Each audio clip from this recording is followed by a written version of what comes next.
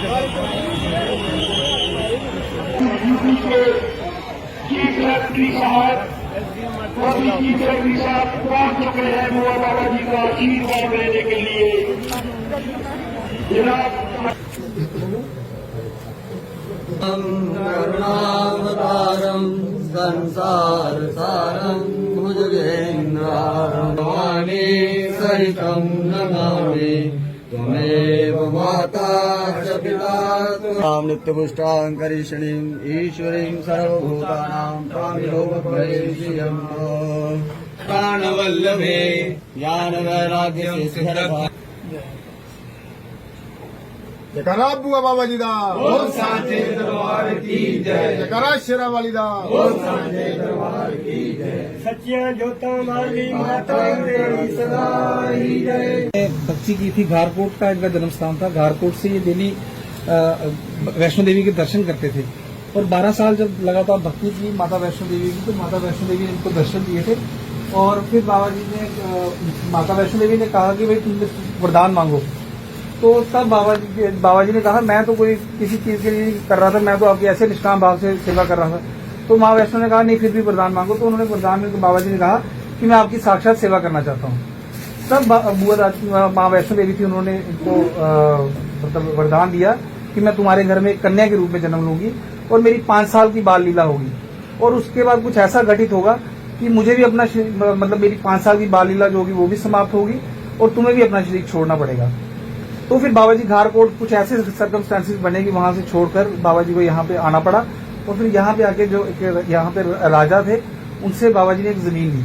तो जमीन में वो जब वहां से खेती करनी थी, उन्होंने घारकोट छोड़ के यहाँ पे आ गए। वो जब खेती करने की बारी आई तो तब उनके पास अब गेहूं के लिए बीज नहीं था।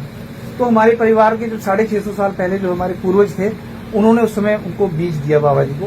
और फिर बाबा जी ने वो खेती की और उनमें जो राजा से जमीन दी थी उसके साथ उसमें एक पैक्ट हुआ था उनका कि 1/4 शेयर जो होगा वो राजा का होगा और 3/4 शेयर जो होगा वो बाबा जी का होगा। लेकिन जब वहां पे गेहूं हुई, कनक हुई, तो वो इतनी ज्यादा हुई कि मतलब वो जो का वजीर था वो लालची हो गया। तो उसने उस बाबा जी ने तब क्या किया कि उन्होंने उस ढेर के ऊपर खड़े होकर अपने आप को कटार मार ली। तो फिर वहीं पे अपना शरीर छोड़ दी। आंधी तूफान आई कि वो फिर उनको अपना शरीर भी छोड़ दिया उन्होंने। तो उसके बाद इतना तूफान आया कि वो सारी बारिश से वो सारा कनक जो थी वो सारी बह गई। वो लोग जितने भी किसी भी तरीके से जिन्होंने वो खाई हुई कनक वो आज भी सिर हिलाते हुए यहाँ पे आते हैं। तो फिर सर यहाँ पे बाबा जी का जो पार्थिव शरीर था, यहाँ पे एक सिंबल का पेड़ था। यहाँ पे जो वजीर था उसको किसी ने कहा कि तुम्हें ब्रह्म हत्या लगी हुई है। तो यहाँ पे जब उन्होंने क्या किया कि यहाँ पे उसका बाबा जी का पार्थिव शरीर था वो यहाँ पे रखवाया। फिर उसके बाद यहीं पे जो है बाबा जी का शरीर जब वहां से पार्थिव शरीर निकाला, यहीं पे संस्कार हुआ बाबा जी का। और बुआ दाती जो है वो उसी अग्नि में सती हो गई। और सर ये पूरे भारतवर्ष में यही एक ऐसा स्थान है जिसमें जहाँ पे एक पिता के साथ एक पुत्री सती हुई है। तो यहाँ पे फिर बाबा जी का मंदिर का जो है यहाँ पे स्थापना हुई। तो ये जो कार्तिकी पूर्णिमा को मेला लगता है ना, ये जो सर ये भी उसी दिन मंदिर की स्थापना हुई और स्थापना दिवस के तौर पे इसको मनाया जाता है। तो उस दिन स्थापना हुई।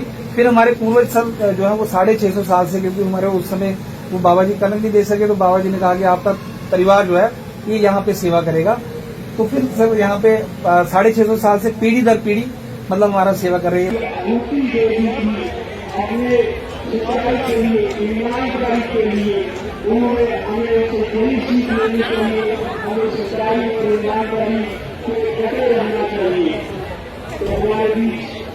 हमारी तकलीफ से कभी की तकलीफ